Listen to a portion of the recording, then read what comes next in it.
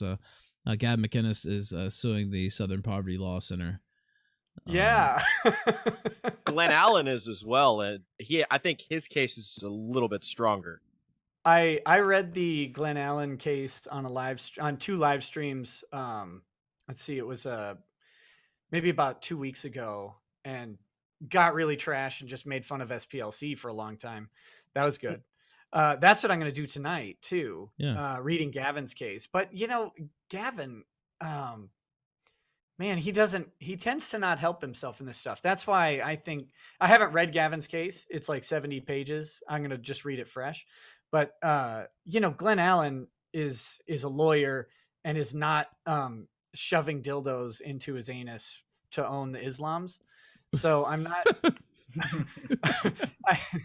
I like to think that maybe a judge would be more deferential towards a Glenn Allen than a Gavin McInnes, but I don't know. Well, I'll have to see. I'm going to look into his claims tonight Now, and try and figure it out. Now, let me. Oh my God, hold on.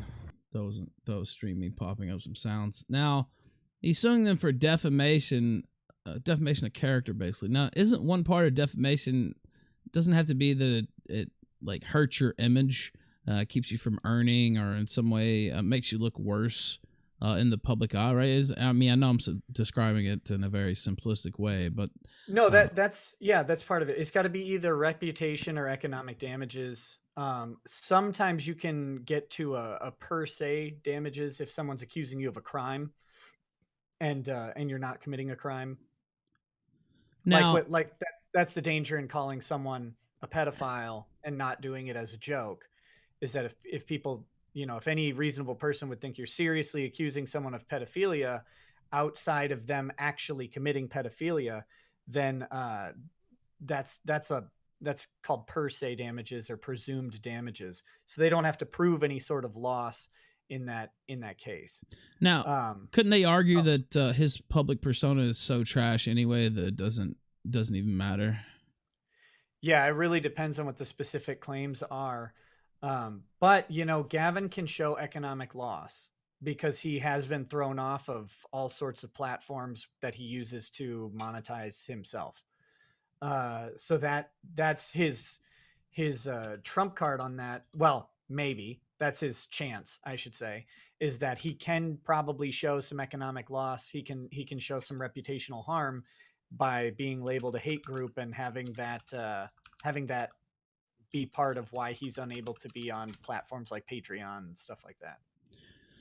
So you're saying he has a chance? So. I mean, maybe.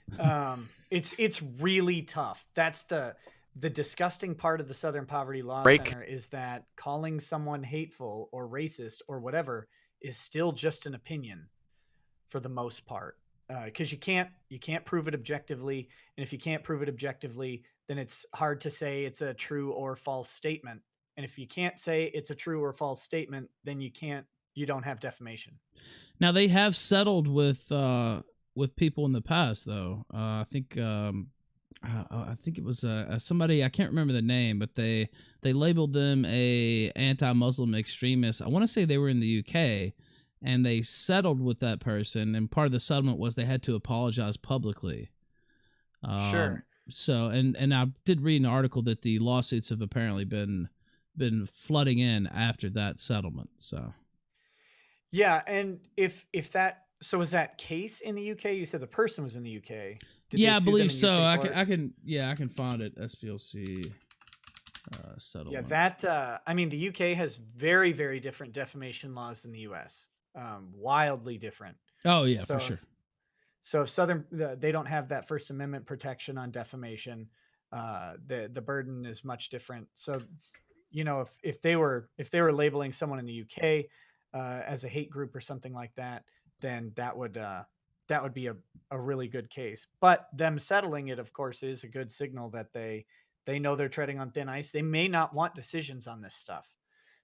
It's the other thing to bear in mind with large organizations like the Southern Poverty Law Center, is that if they were to get a guilty verdict or some liability from a civil lawsuit on any of this, everybody on the list sues them the next day.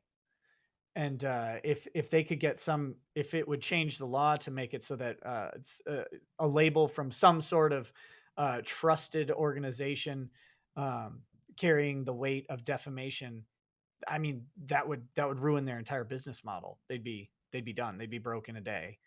So that might be one of their motivations in settling, is that, not having case law on this is valuable to them. Now, I see here the Southern Poverty Law Center, the Venerable, according to this article. It's in the Atlantic, of course. Civil rights organization has issued a formal apology to British political activist Maajid Nawaz and will make a $3.4 million payment, which is fairly substantial. Yeah, over his inclusion in a 2016 list of anti-Muslim extremists. Culmination of a bitter battle between the two sides that stretched nearly 2 years. Now, I'm trying to find out if he sued them in United States court, or was this a settlement they made in Britain? I mean, I would think it was the U.S., but I can't find that for a fact here. But yeah, they paid him out over $3 million. I can't find it right away, but I do remember talking about this on the site. Now, apparently, a bunch of other people, like I said, this was a couple days after no fewer than 60 organizations branded hate groups or otherwise attacked by the SPLC are considering legal action. So, yeah, I think the lawsuits have been kind of pouring in since then. Yeah, I've got their apology pulled up. That's yes. Let me see if I can find. They actually, I think they did a video and an article apology. Here, I'll link you the. Yeah. I'll link you the written one. Okay. On Twitter. Okay. I'll pull it up. But yeah, I'm not sure. I'm trying to find. Let's see, SPLC. Okay. Yeah. Today we entered into a settlement with and offered our sincerest apologies to Mr. Maajid Nawaz and his organization, the Quilliam Foundation, for including them in our publication, A Journalist's Manual, Field Guide to Anti-Muslim Extremists. Given our understanding of the views of Mr. Nawaz and Quilliam, it was our opinion at the time that the field guide was published that their inclusion was warranted, but after getting a deeper understanding, I bet they got a very deep understanding of their views, and after hearing from others for whom we have great respect, we realized that we were simply wrong to have included Mr. Nawaz and Quilliam in the field guide in the first place. By the way, this is posted by the president, Richard Cohen. Among those who contacted us were human rights advocates affiliated with the United Nations, blah, blah, blah, blah.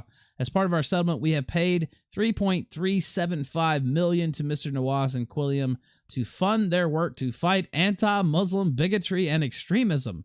It was the right thing to do in light of our mistake and the right thing to do in light of the growing prejudice against the Muslim community on both sides of the Atlantic. We will look to our insurance carrier to cover the cost of the settlement. They actually put that. Oh, Lord. Yeah. Oh, man. So they pay nothing. Yeah, basically. That was basically just, we actually didn't pay anything. Fuck you. Kind of is that, am I the only one who got that out of that? Yeah, no, that's what it is. That's what it is. Hopefully their premiums went up a little bit.